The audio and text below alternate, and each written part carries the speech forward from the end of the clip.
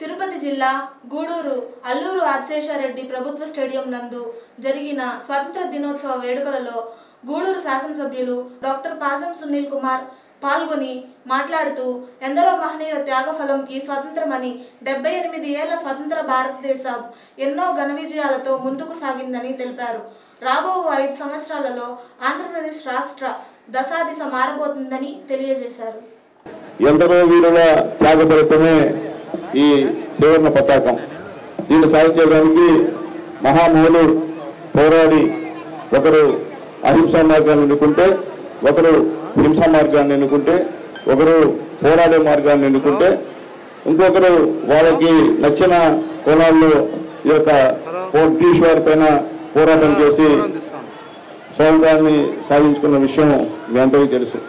అలాగే ఈ దేశంలో ఏదైనా పండుగ అంటూ ఉంటే ఇదే మనందరి పండుగ అని చెప్పి నేను తెలియజేస్తున్నా. ముఖ్యంగా పిల్లలు, యువత గుర్తుంచుకోవాలి. మన నాయకులు ఏ విధంగా త్యాగాలు చేసి మేము రెవెన్యూ శాఖ తెలియజేస్తున్నాం. ఆల్రెడీ ముఖ్యమంత్రి గారు ఆదేశాలు ఇచ్చారు. ఖచ్చితంగా మళ్ళీ అందరి యొక్క భూములు రీసర్వే చేసి, ముఖ్యంగా నా గూడూరు కాన్స్టిట్యున్సీలో ముఖ్యంగా ఎంతోమంది పేదల భూములు పెత్తందారులు ఆక్యుపై చేసి వాళ్ళు దాన్ని చేసుకుంటూ బతుకుతున్నారు. దయచేసి రెవెన్యూ ల్యాండ్స్ యాడ్ ఉండి అక్కడ మీరు బోర్డులు పెట్టండి.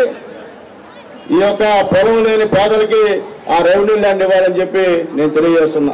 భయంకరమైన భూ కుంభకోణం గూడూరు జరుగుతుంది.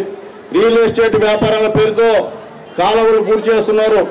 అట్లాగే మొత్తం మీ గవర్నమెంట్ ల్యాండ్స్ని వాళ్ళ ల్యాండ్స్గా మార్చేసుకుంటున్నారు, కోర్టులు గడిస్తున్నారు. దయచేసి ఎంఆర్ఓకి రిక్వెస్ట్ చేస్తున్నా, మళ్ళీ మీరు ఎక్కడ కూడా నా యొక్క గూడూరు కాన్స్టిట్యున్సీలో పొరపాటు జరిగితే బాధ్యత మీదే అని చెప్పి నేను తెలియజేస్తున్నా.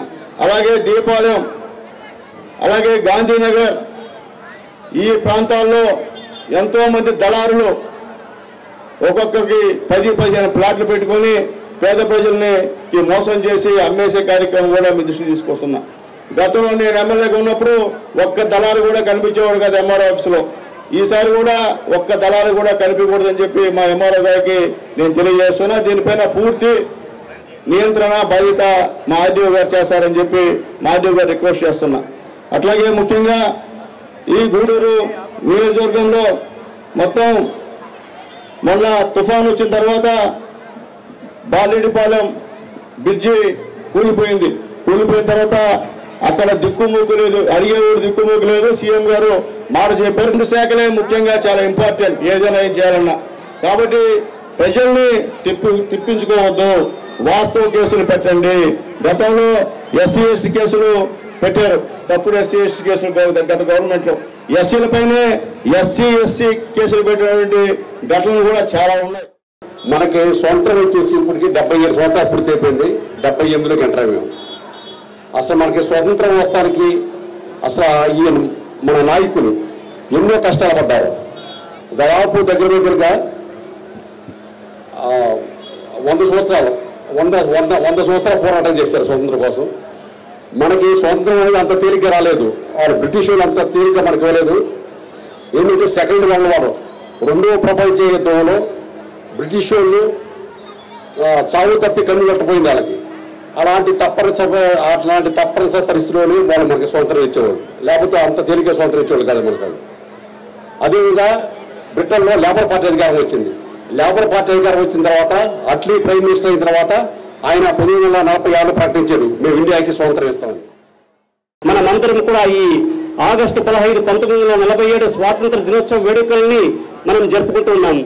గూడూరులో మొట్టమొదటిసారిగా ఇలా మనం ఒక గ్రౌండ్లో శకటాలు మరియు సాంస్కృతిక కార్యక్రమాలు, గూడూరు యొక్క చారిత్రక వారసత్వ సంపద, సంస్కృతి సాంప్రదాయాలను ప్రతిబింబిస్తూ వాహనాలు కానీ, శకటాలు కానీ, సాంస్కృతిక కార్యక్రమాలు కానీ, ఈ ఒకసారి మీరు ఇలా మీ రైట్ సైడ్ చూస్తే దాదాపు 1000 అడుగుల జాతీయ పతాకాన్ని ఈ గూడూరు ఆదిశేషారెడ్డి స్టేడియంలో ప్రదర్శించడానికి, ఈ కార్యక్రమాన్ని విజయవంతం చేయడానికి మనకు వెన్నంటి ప్రోత్సాహం అందిస్తూ మన గౌరవనీయులు గూడూరు శాసనసభ్యులు పాసం సునీల్ కుమార్ గారికి ధన్యవాదాలు తెలియజేసుకుంటూ మనందరికీ కూడా మరొకసారి 78వ స్వాతంత్ర దినోత్సవాల శుభాకాంక్షలు తెలియజేసుకుంటూ